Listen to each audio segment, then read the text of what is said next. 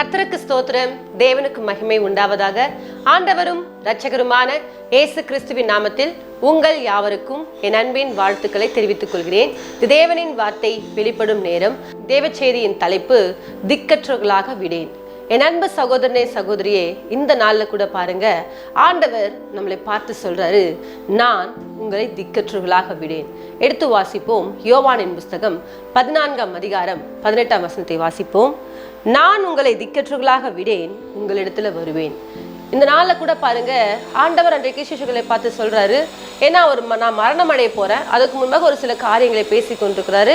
அதிலே 14:1 வசனத்தை நீங்க வாசிக்கும் பொழுது பாருங்க, உங்கள் இருதயம் கலங்காதிருப்பதாக தேவனிடத்தில் விசுவாசமா இருங்கள், என்னிடத்துல என்ன பண்ணுங்க, விசுவாசமா இருங்கள் என்று சொல்லி நான் இப்படி போறேன்ப்பா. என் பிதாவினுடைய வீட்டில அநேக வாசஸ்தலங்கள் உண்டு, நான் போயிட்டு என்ன பண்ணுவேன், உங்களை திரும்பவும் உங்களை நான் கூட்டு போவேன் அப்படின்னு சொல்லிட்டு ஆண்டவர் என்ன பண்ணுவேன், ஒரு சில காரியங்களை எங்க உணர்த்தி கொண்டிருக்கிறார். இப்ப பாருங்க, அப்பொழுதுதான் என்ன பண்றாங்க, உங்க இருதயம் கலங்கி கொண்டிருக்கிற பொழுதுதான் சொல்றாரு, நான் உங்களை திக்கற்றவர்களாக விட மாட்டேன். ஹல்லேலூயா. நான் போவேன் ஆகில் நலமா இருக்கும், நான் போய் ஒரு தேற்றரவாள் என்ன பண்ணுவேன், உங்களுக்கு அனுப்புவேன். ஏசு கிறிஸ்து மாம்சத்துல இருந்தாருன்னா அவர் என்ன ஒரு சில குறிப்பிட்ட மக்களோட கூட தான் இருக்க முடியும். இதே அவர் ஆவியில இருக்கும் பொழுது எல்லாரோட கூட என்ன பண்ண முடியும், வாசம் பண்ண முடியும். ஆகவேதான் சொல்றாரு, நான் உங்களை திக்கற்றவர்களா விட மாட்டேன், நான் போயிட்டு என்ன பண்ணுவேன், ஆவியா இருந்து உங்க எல்லாரோட கூட இருந்து என்ன பண்ணுவேன், உங்களை சரியான பாதையில் நடத்துவேன் என்று சொல்லி ஆண்டவர் இன்றைக்கு நம்மளை பார்த்து சொல்றார். இன்னைக்கு பாருங்க, நம்மளை சுற்றி அநேக ஜனங்கள் இருக்கலாம். கணவர் இருக்கிறாங்க, மனைவி இருக்கிறாங்க, பிள்ளைகள் இருக்கிறாங்க, சொந்த பந்தங்கள் இருக்கிறாங்க, எல்லாரும் இருக்கிறாங்க. ஒரு சிலர் சொல்லுவாங்க, என் கூட எல்லாருமே இருக்கிறாங்கம்மா, ஆனா இருந்தோ சாப்பிட்டியான்னு கேட்கறதுக்கு ஒரு ஆள் கூட இல்லை. நான் வியாதியில கடந்தேன்னு சொன்னா என்னை தூக்கி விடுறதுக்கு ஆள் கிடையாது. நான் ஒரு பிரச்சனையில சிக்குண்டேன்னு சொன்னா அந்த பிரச்சனையிலிருந்து மீட்டெடுப்பதற்கு யாருமே இல்லைன்னு சொல்லிட்டு நிறைய பேர் வேதனைப்பட்டு கொண்டிருப்பாங்க. எல்லாரும் நான் கஷ்டப்படுறதை பார்த்து சந்தோஷப்படுறவங்க தான் இருக்கிறாங்களே கண்டி, இன்றைக்கு நான் வேதனைப்படும் பொழுது என் கூட இருந்து ஆறுதல் செய்யறதுக்கு யாருமே இல்லைன்னு சொல்லிட்டு நிறைய பேர் வேதனைப்பட்டு கொண்டிருப்பீங்க. ஆகவேதான் ஆண்டவர் பாருங்க, இன்றைக்கு நம்மளை பார்த்தா சொல்றாரு, இப்பேற்பட்ட சூழ்நிலைகளோடு ஒருவேளை நீங்கள் வாழ்ந்து கொண்டிருக்கிறீங்களா? எல்லாரும் இருந்தும் ஒரு அனாதையை போல, எல்லாரும் இருந்தும் ஒரு உதவியற்றவர்களை போல இன்றைக்கு நீங்கள் வாழ்ந்து கொண்டிருக்கிறீங்களா? தேவன் உங்களுக்கு தான் சொல்றாரு, நான் உங்களை திக்கற்றவர்களாக விடேன், உங்களிடத்துல வருவேன். ஹல்லேலூயா. என் அன்பு தேவஜனமே, உங்களுடைய வாழ்க்கையில ஒரு தெய்வம் உங்களை திக்கற்றவர்களாக விடவே மாட்டார். ஆனா ஒரு இடத்துல சொல்றாரு, இமைப்பொழுது உன்னை கைவிட்டேன். இப்ப பாருங்க, அதாவது ஆண்டவர் சொல்றாரு, இமைப்பொழுதுதான் அவர் நம்மளை கைவிடுற பால இருக்கும். அதாவது இமைப்பொழுது 24 மணி நேரத்துல ஒரே ஒரு இமைப்பொழுது, ஜஸ்ட் ஒரு செகண்ட், அந்த இமை மூடுறோம் பாத்தீங்களா, அந்த நிமிஷம் தான் நான் உங்களை கைவிட்டேன். ஆனா உருக்கமான இரக்கத்தினால உங்களை என்ன பண்ணுவேன், சேர்த்துக் கொள்வேன் ஆண்டு சொல்றாரு. ஹல்லேலூயா. ஒரு இடத்துல சொல்றாரு விடமாட்டேன், ஆனா ஒரு சில இடத்துல விடுவேன்னு சொல்றாரு. ஆனா ஒரு இமைப்பொழுது உன்னை கைவிடுவேன், ஆனா உன்னை உருக்கமான இரக்கத்தினால் உன்னை சேர்த்துக் கொள்வேன் என்று சொல்லி ஆண்டவர் நம்மளை பார்த்து சொல்றார். ஆகவே சோர்ந்து போகாதீங்க, நமக்கு ஒரு தகப்பன் இருக்கிறார், அவர் நம்மை ஒருபோதும் கைவிடவே மாட்டார். ஒருவேளை கைவிடக்கூடிய ஒரு சூழ்நிலைகள் வந்தாலும் அந்த சொல்றாரு, இமைப்பொழுதமா நான் உன்னை கைவிடுவேன்.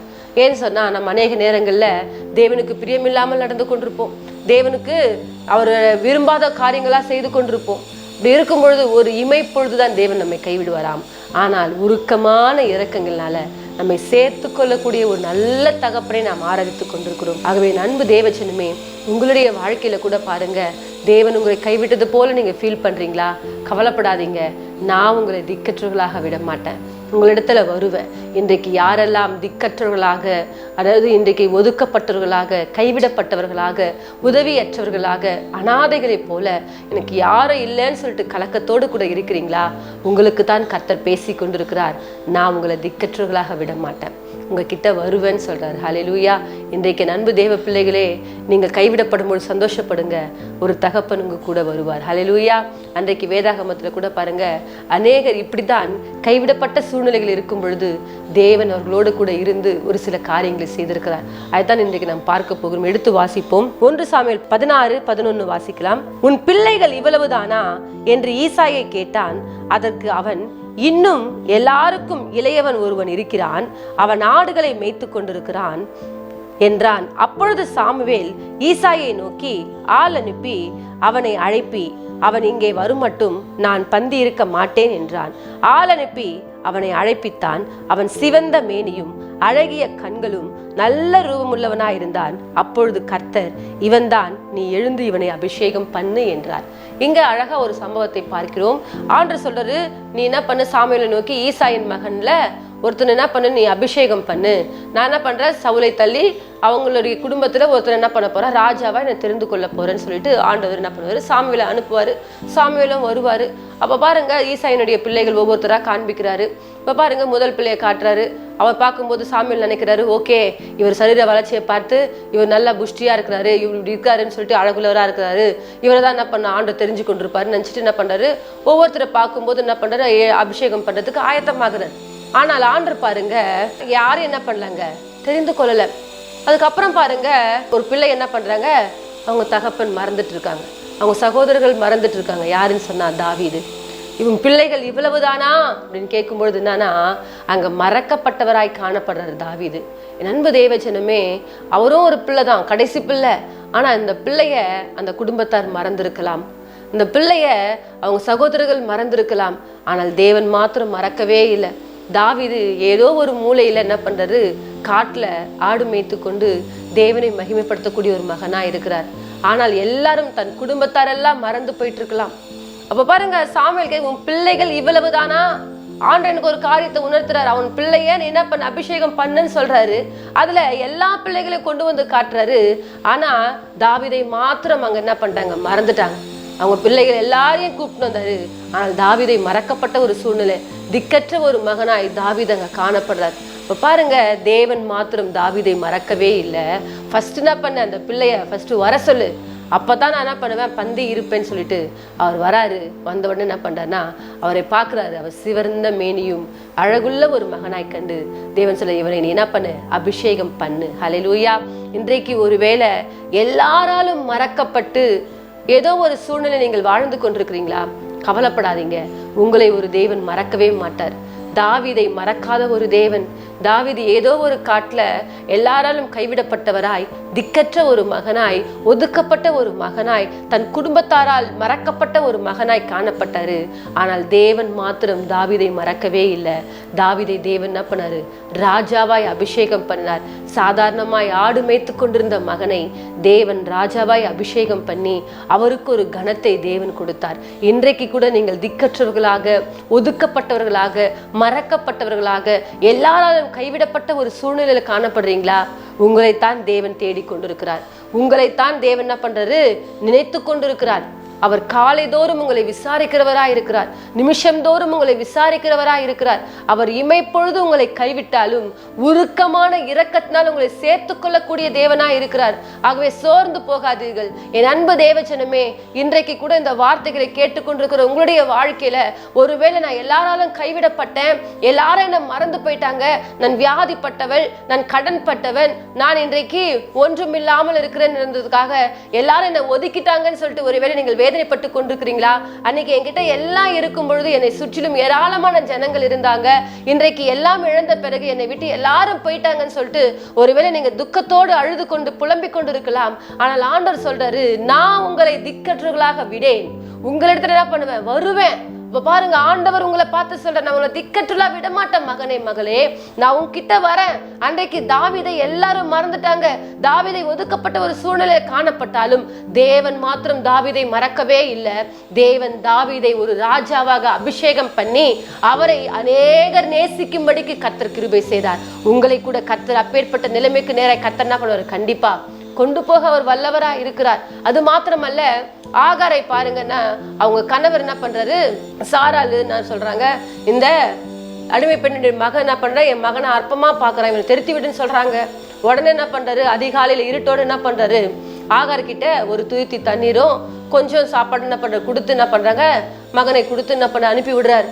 இப்ப பாருங்க, ஆகார் கணவர் கைவிட்டாங்க, நாச்சியார் கைவிட்டாங்க, இனி நான் என்ன பண்ண போறேன் இந்த குழந்தைய வச்சுட்டுன்னு சொல்லிட்டு அந்த குழந்தைய தூக்கிட்டு என்ன பண்றாங்க, வனாந்திரத்துக்கு போறாங்க. அங்க போற இடங்கள்ல பிள்ளை சாகுறது என்னால பார்க்க முடியாதுன்னு சொல்லிட்டு 50,000 தூரத்துல போயிட்டு ஓன்னு சத்தமிட்டு அழுது தேவனை நோக்கி அப்படியே அழுது கொண்டிருக்கிறாங்க. ஆண்டவர் பார்க்கறாரு, ஆகாரே, நீ ஏன் கவலைப்படுற, நீ ஏன் கலங்குற, எல்லாரும் கைவிடலாம், கணவர் கைவிடலாம், நாச்சியார் கைவிடலாம், அவங்க சொந்த பந்தங்களும் கைவிடலாம். நான் அடிமை பெண், நான் திரும்ப என்ன பண்ண, என் ஊருக்கு போக முடியாது, நான் எங்க போய் வாழ போறேன், என் நிலைமை என்ன ஆக போகுது, என் கணவர் என்னை கைவிட்டாரே, என் சொந்த பந்தங்கள் என்னை கைவிட்டாங்களே, இந்த பிள்ளையை வச்சுட்டு நான் வாழ்வதா சாவதா என்று போராடி கொண்டிருக்கிற சூழ்நிலை ஆண்டு சொல்றாரு, உன் பிள்ளைய நான் பெரிய ஜாதி ஆக்குவேன். ஹல்லேலூயா. பாருங்க, தேவன் மாத்திரம் நம்மளை திக்கற்றவர்களாய் விடவே மாட்டார். எத்தனை பேர் நம்மளை கைவிட்டாலும் இயேசு ஒரு போதும் உங்களை கைவிடாதவராய், உங்களை தேவன் திக்கற்றவராய் விடவே மாட்டார்.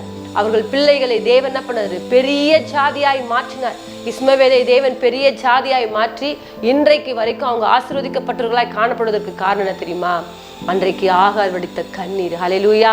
அவளை தேவன் திக்கற்றவர்களாய் விடவே இல்லை. இன்றைக்கு கூட நீங்கள் கணவன் கைவிட்டாருங்க, இந்த 3 பிள்ளைகளை வைத்து நான் என்ன பண்ண போறேன், இந்த பிள்ளையை வச்சு நான் என்ன செய்ய போறேன், இந்த பிள்ளைங்களை எப்படி படிக்க வைக்க போறேன், இந்த பிள்ளைகளுக்கு எப்படி திருமண காரியங்கள் செய்ய போறேன்னு சொல்லிட்டு இந்த அநேக நேரங்களில் வருத்தத்தோடு கவலைகளோடு போராடி கொண்டிருக்கிறீங்களா? அழுது புலம்பிக் கொண்டிருக்கிறீங்களா? ஒருவேளை மனைவி கைவிட்டுருக்கலாம், பிள்ளைகள் கைவிட்டுருக்கலாம். யார் உங்களை கைவிட்டாலும் இயேசு மாத்திரம் உங்களை கைவிடவே மாட்டார். என் அன்பு தேவஜனமே, சோர்ந்து போகாதீங்க. உங்களுக்கு ஒரு தகப்பன் இருக்கிறார். அவர் உங்களை திக்கற்றவர்களாக விடவே மாட்டார். உங்ககிட்ட வருவார். ஹல்லேலூயா. உங்க அருகாமையில வருவார், உங்க கூடவே இருப்பார். யார் உங்களை கைவிட்டாலும் இயேசு மாத்திரம் கைவிடவே மாட்டார். ஆகவேதான் சொல்ல, உன்னை விட்டு விலகுவதும் இல்லை, உன்னை கைவிடுவதும் இல்லை என்று கர்த்தர் சொல்றார். ஆகவே தேவன் உங்களை ஒருபோதும் கைவிடாத தேவனாய் இருக்கிறார். ஆகவே அன்பு தேவச்சனமே, எதை குறித்தும் சோர்ந்து போகாதீங்க. ஒரு தேவன் உங்களை திக்கற்றவர்களாக விட மாட்டார், உங்களிடத்துல வருவார். ஹல்லேலூயா. அன்றைக்கு பாருங்க, யோசேப்பு தன் தகப்பன் யோசேப்பை ரொம்ப செல்லமா அவர் அவ்வளோ அழகா கவனிச்சு பார்த்து கொண்டிருக்கிறார். ஆனால் யோசேப்பு பாருங்க, தன் சகோதரர்கள் குழியில போட்டு அதுக்கப்புறம் எகிப்துல விற்கப்பட்டு அங்க போயிட்டு அடிமைத்தனத்துக்குள்ள வாழ்ந்து கொண்ட சிறைச்சாலையில வாழ்ந்து கொண்டிருக்கிறார். அந்த இடங்களை எல்லாரும் கைவிட்டாலும் ஆனால் இயேசு மாத்திரம் யோசேப்பை கைவிடவே இல்லை. ஹல்லேலூயா.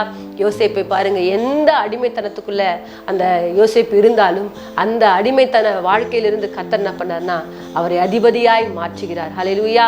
இன்றைக்கு கூட இந்த வார்த்தைகளை கேட்டுக்கொண்டிருக்கிற தேவ பிள்ளைகளே, உங்களுடைய வாழ்க்கையில திக்கற்ற ஒரு சூழ்நிலைகளை வாழ்ந்து கொண்டிருக்கிறீங்களா?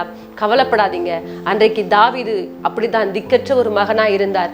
தேவன் அந்த மகனை ராஜாவாய் அபிஷேகம் பண்ணார்.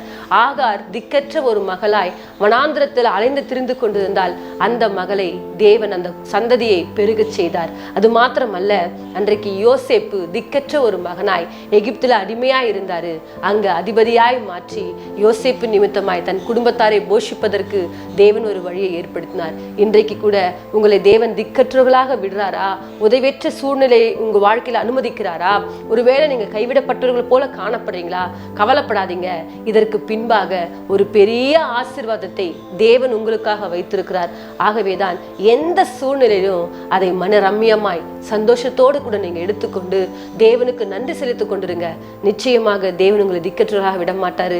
அவர் உங்களை ஆசீர்வதிப்பாரு, அவர் உங்களை உயர்த்துவாரு, உங்க கூட வருவாரு. ஆகவே சொல்றாரு, உங்கள் இருதயம் கலங்காதிருப்பதாக. அப்போ உங்க இருதயம் கலங்கி கொண்டிருப்பது என்ன பண்ணக்கூடாது? கலங்காமல் தேவனிடத்துல விசுவாசமா இருங்கள். என்னிடத்துல என்ன பண்ணுங்க? விசுவாசமா இருங்கள். அப்போ வார்த்தையை உறுதியா பற்றி கொண்டு விசுவாசத்தோடு இருப்பீர்கள் என்று சொன்னால் தேவன் நிச்சயமாக உங்களை ஆசீர்வதிக்க வல்லவராயிருக்கிறார். நம் யாவரும் ஒரு சிறிய ஜெபத்தை ஏறெடுப்போம். மகா இரக்கமும் கிருபை நிறைந்த எங்கள் அன்பின் தகப்பனே, இந்த நாளுக்காய் ஸ்தோத்திரம் ஆண்டவரே. நான் உங்களை திக்கற்றவர்களாக விடேன், உங்களிடத்துல வருவேன் என்று சொன்ன தேவன் ஆண்டவரே, எங்கள் முற்பிதாக்களை நீங்க திக்கற்றவர்களாய் விடாதபடிக்கு அவர்களோட கூட இருந்து நீர் அவர்களை ஆசீர்வதித்தது போல இன்றைக்கு கூட யாரெல்லாம் கைவிடப்பட்டு ஆண்டவரே கணவரால, மனைவியால, சொந்த பந்தங்களால ஆண்டவரே கைவிடப்பட்ட சூழ்நிலையில வாழ்ந்து கொண்டிருந்தாலும் அவர்களை நீ திக்கற்றவர்களாய் விடாதபடிக்கு அவர்களை நீர் ஆசீர்வதித்து அவர்களை நீ உயர்த்த போதற்காய் ஸ்தோத்திரம் அப்பா. தேவக்காரன் உணர்வு கூட இருக்கட்டும். அவையினரை பலப்படுத்தும், பெரிய காரியங்களை செய்யும். இயேசுவின் மூலமாய் ஜெபிக்கிறோம் நல்ல பிதாவே, ஆமென். கர்த்தர் தாமே உங்களை ஆசீர்வதிப்பாராக. God bless you.